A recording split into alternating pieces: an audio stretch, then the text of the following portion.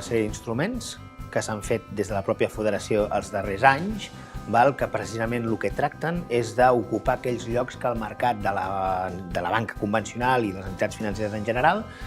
no tenen. De cara a les cooperatives tenim GICOP, que és una entitat que està feta expressament per satisfer aquestes necessitats, on es donen préstecs participatius i dona la possibilitat a les cooperatives a molt llarg termini a tenir uns diners per poder fer inversions i per poder consolidar els seus negocis. Tenim a ASCA, Associació Solidària contra l'Atur, que són crèdits sense garantia, que són crèdits a tipus d'interès zero i que evidentment faciliten molt l'arrencada de qualsevol cooperativa. I després tenim amb COP57, que permet d'alguna manera avançar les factures amb l'administració pública, és a dir, quan l'administració pública té un deute amb la cooperativa pot anar a COP57 i rebre aquests diners. Per fer això ho hem fet amb tot d'entitats que formen part del que se'n diu la xarxa Financop, que és una xarxa que integra tant entitats, diguem-ne, públiques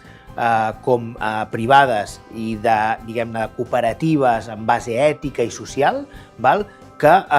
busquen la manera de trobar instruments per facilitar l'accés financer a les cooperatives.